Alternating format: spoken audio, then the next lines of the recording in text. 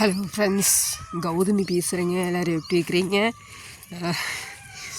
இன்றைக்கெல்லாம் என்ன வேலைன்னு பார்த்தீங்கன்னா, மழை தாங்க. நைட்டில் வந்துட்டு இந்த டிட்வா புயல்னால் வந்துட்டு ஒரே கருக்கள். அப்படியே வந்து மழை எங்களுக்கெல்லாம் வந்துட்டு இப்போ திருப்பூர் சைடெலாம் பார்த்திங்கன்னா வந்துட்டு அந்த வேகமாக இல்லைங்க, தூறல் மாதிரி தூரிகிட்டே தான் இருந்துச்சுங்க. அதனால் வந்துட்டு நேரமே மாடெல்லாம் கொண்டாந்து காட்டுக்குள்ளே கட்டிக்கிறாங்க. அதெல்லாம் வந்துட்டு மாற்றி கட்டணுங்க.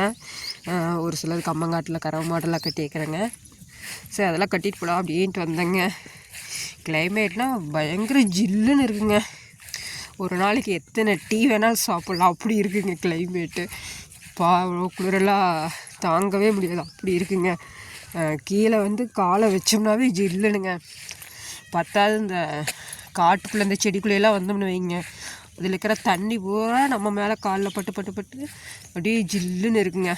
வந்துட்டு வீட்டுக்கு போகிறக்குள்ள ஒரு பழமொழி சொல்லுவாங்க, ஆடு மாடு இல்லாதவங்க அடமலைக்கு ராசான்னு சொல்லுவாங்க. அது இல்லாதவங்களுக்கு நம்மளுக்கு அப்படி இல்லைங்களே.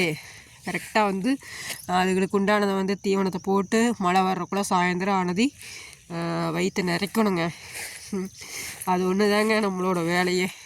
அப்புறம் கரெக்டாக வந்து மேய்க்கல அப்படின்னா பாலும் இருக்காதுங்க.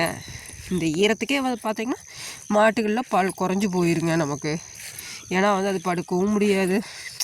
அதாவது ஒரு சாலை இருக்குது அப்படின்னா அவங்களுக்குலாம் தெரியாதுங்க, இல்லாதவங்களுக்கு கஷ்டந்தாங்க. ஏன்னா எல்லாத்தினாலையும் போட முடியாது இல்லைங்க. ஏன்னா நமக்கு பால் ரேட்டு கொடுக்குறதெல்லாம் பார்த்திங்கன்னா வந்துட்டு அந்த மாட்டுக்கு வாங்கி போடுறவங்க கூட கட்டாது, அந்தளவுக்கு தான் கொடுப்பாங்க. இப்படியோ வந்து நம்ம காடு கரை இருக்கிறவங்க என்ன பண்ணுவாங்க, மாடு வச்சுக்குவாங்க. ஏதோ அங்கங்கே கட்டி மேய்க்கணும் அப்படிங்கிறக்காங்க. அப்புறம் ஏதோ இந்த சோளம் கம்பெல்லாம் போட்டு விடுவாங்க. போட்டுவிட்டு அப்புறம் கட்டி மேய்ச்சிக்கிறது தாங்க. இல்லை ஒரு டைம் கட்டியாச்சும் காலையில் நேரமே கொண்டு வந்து இன்னொரு டைம் கட்டிட்டு போகலாம் அப்படின்ட்டு வந்தேங்க. ஓகே ஃப்ரெண்ட்ஸ், இன்றைக்கி கிளைமேட்டெல்லாம் வந்துட்டு இப்படி தான் இருக்குங்க. உங்கள் ஊரில் எப்படி இருக்குதுன்னு சொல்லிவிட்டு கமெண்ட் பண்ணுங்கள். நம்ம சேனலை வந்து சப்ஸ்கிரைப் பண்ணிக்கோங்க. கண்டிப்பாக லைக் பண்ணுங்கள். உங்களுக்கு டெய்லி ஒரு ஷார்ட்ஸ் வந்து போடுறேங்க. டெய்லி அப்டேட்டை என்ன நம்ம தோட்டத்தில் வேலை செய்கிறேன் அப்படிங்கிறத வந்துட்டு உங்களோட அப்டேட் பண்ணிக்கிறேங்க. Thank you friends.